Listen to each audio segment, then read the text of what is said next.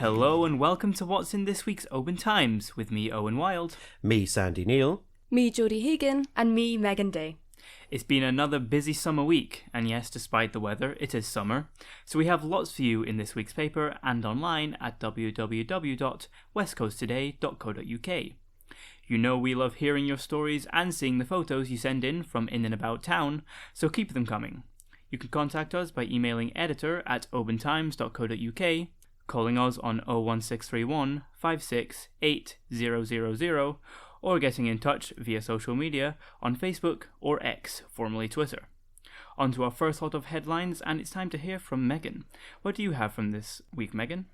Thank you, Owen. So it has been announced that the Loughnell Arms Hotel has been taken over, and this week I caught up with the trio that are now running the hotel.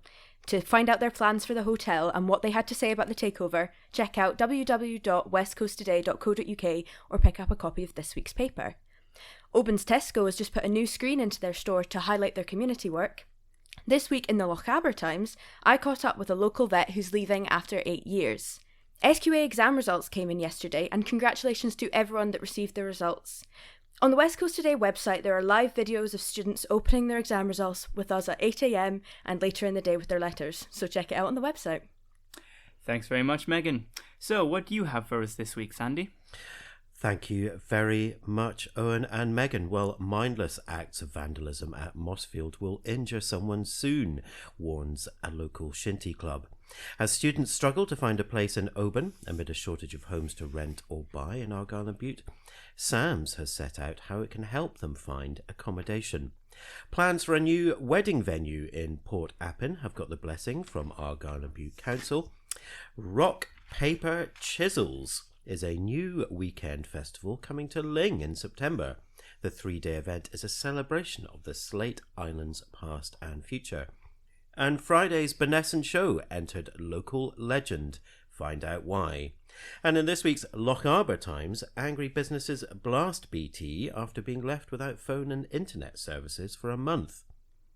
The Highlands is set for a lengthy bin strike, and Mallaig and Mora Highland Games saw dead heats, close finishes and new records set across all sections of the field. Owen, back to you. Thanks very much, Sandy. Well, it was the MacDougall clan gathering this week.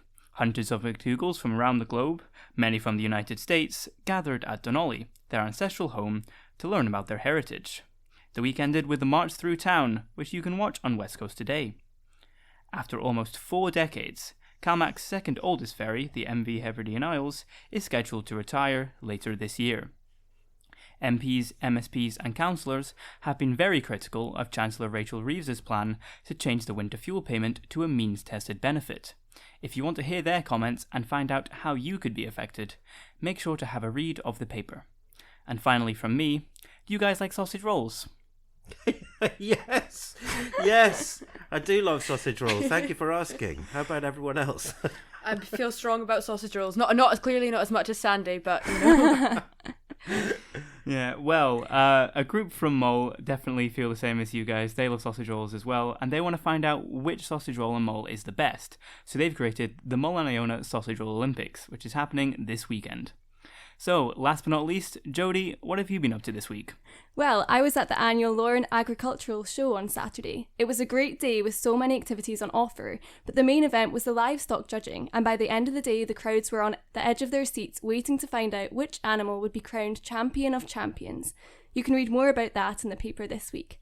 A teenager from Barra has cycled round the island 16 times in 16 hours to raise money for sailing charity Ocean Youth Trust, and residents on Kerrera are feeling frustrated after facing days of Calmac ferry disruption, which they say heavily impacted island life. Thanks very much, Jodie. Well, folks, that's all we have time for this week. So remember to pick up a copy of this week's OT from all the usual spots, or subscribe online at www.westcoasttoday.co.uk. So as always, it's goodbye from me, Owen Wild. Goodbye from me, Sandy Neal. Goodbye from me, Jodie Hagan. And goodbye from me, Megan Day.